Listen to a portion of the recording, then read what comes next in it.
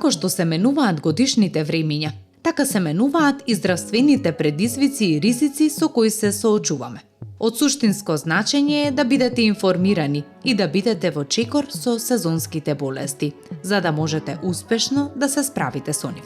На таа тема ние денес разговараме со нашите стручни соработници од Центарот за биоинформатика. Во продолжение, споделуваме се она што дознавме низ разговорот со нив. Веќе кога станува збор за сезонски заболувања, се поместува границата и веќе ништо не е сезонски. Ништо не е сезонски, преминува во целогодишни заболувања. Да тргнеме од алергија. Од порано ако беше актуелна алергијата на полен да биде тие месеци април и мај, сега веќе се повеќе луѓе стануваат алергични на нешто и што цвета и во декември и во февруар. Сонце.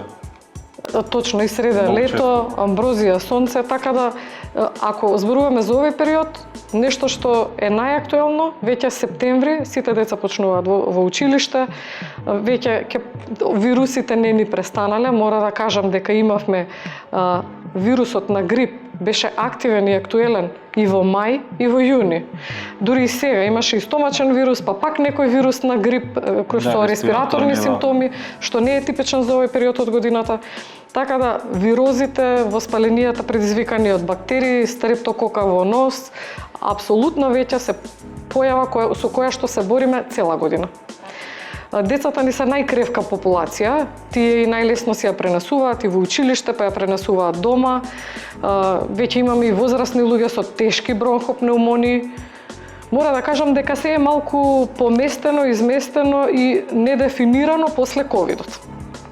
Мислам дека многу луѓе стануваат пореактивни, посензибилни се на тие респираторни заболувања. За децата веќе нели ви кажав и да не дискутираме и дефинитивно овој период е најпотребно да се одржи имунолошкиот систем во нормална функција.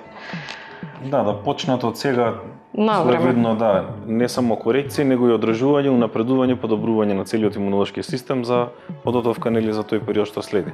Затоа што и се изгуби во основа онаа есен. Сега веќе од лето преоѓа веднаш на ладно. И тоа е голем стрес и голем шок за организмот. И тоа допринесува нели за ова до сега што зборувавме да биде уште поактуелно или подрастично присутно. И исто и стресот, еве и Кристијан ќе каже повеќе на таа тема, стресот колку може да влијае и да го намали имунолошкиот одговор. А ние сме постојано веќе изложени на стрес и тоа е дел од нашиот нормален живот. Оној модерен англиски термин burnout ефект веќе или хроничен умор или замор веќе е нешто што за жал секој не вие нели слично на темата што е со вирусите или со имунолошкиот систем. Треба тука да се превземе стварно малце поголемо внимание затоа што не е само тоа умор невролошки, него станува збор за цело поместување на цел имунолошки систем, ендокринолошки систем кој што повлекува понатака и други проблеми, доколку организмот има одредена склонност, одредено заболување, таа тема што пред малку нели зборувавме за генетиката, може да дојде до експресија на одредени гени и одредени заболувања. Така да не е нешто што треба да се зема или така баш нели лесно, него треба стварно да се превземе нешто на таа тема пред да настане некој посериозен проблем. Не е само спиењето доволно, не е само суплементите доволно денеска. Веќе треба да се поработи малку другачие на таа тема. За среќа имаме посебни програми и комбинација на клеточни сигнали со кои што може да се донесе имунолошкиот систем во нормална функција и нервниот систем нормално секако. И цревата, како што гледаме, се повеќе луѓе имаат исто дисфункција комплетна на функција на тенко и дебело црево, нарушена микрофлора, послаба детоксикација. Сето тоа доведува дополнително до намален имунолошки одговор.